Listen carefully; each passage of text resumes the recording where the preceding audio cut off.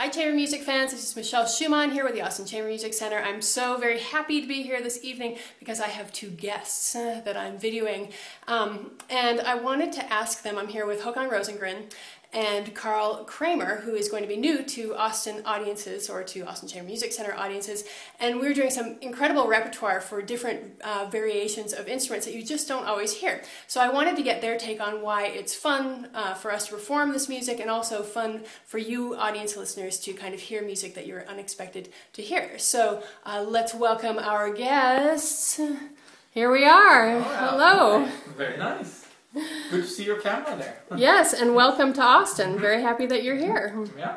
So tell me about, maybe Hakan, you start about playing this music and why it's kind of interesting for audiences. Well, first of all, it's some of the most wonderful instruments, clarinet and French horn. And, if you don't say so yourself. And I don't mind violin and piano also, so yes. And of course we do need to reinvestigate our views on history and who is the great composer and who is not the great composer, and I think that that's what we're doing now, thanks to perhaps the recording industry, that everything by Mozart and Beethoven has been recorded hundreds of times, and now people are starting to discover other repertoire. And I would say that Reinecke was a masterful composer of his day, which also shows by his prolific experiences. He was the conductor of Gewandhaus Orchestra, he was the teacher of Grieg and Janacek, and he wrote many wonderful pieces of music. So, and this combination for horn and clarinet is an incredibly rich color palette that you get with these three instruments. The most flexible, versatile of the woodwind family, and the most flexible and versatile instrument of the brass family, and then of course the piano.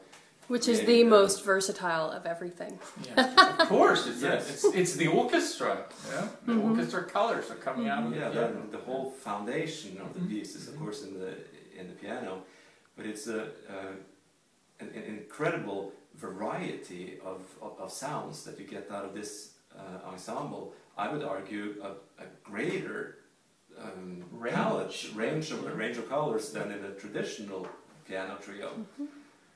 And of course also, as Hakan said, this is absolutely first-rate music. Absolutely first-rate music, and it is sometimes mysterious why certain pieces or certain composers get a certain status, and when we go back and revisit, not always that easy to pinpoint. Maybe someone wrote a hit, and then Hanslick in Vienna in 18-something decided that this was good, and we just took it for granted. Well, and then there is that aspect also that if you take a composer who wrote so much music like Karl Reinecke, and if you take his very best works, well then you have masterpieces. And this is such a lush work. It's like it's oozing of character and emotions, and the harmony is just stunning and surprising at times. Yeah.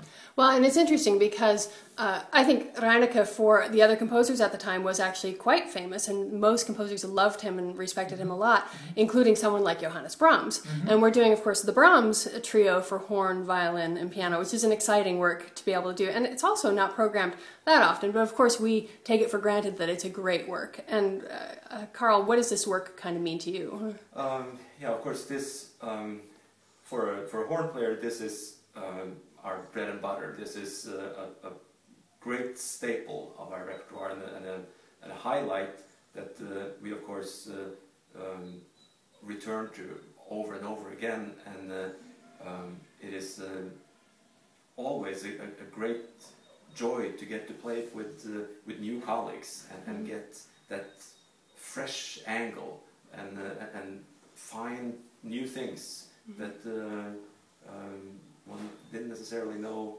was there. And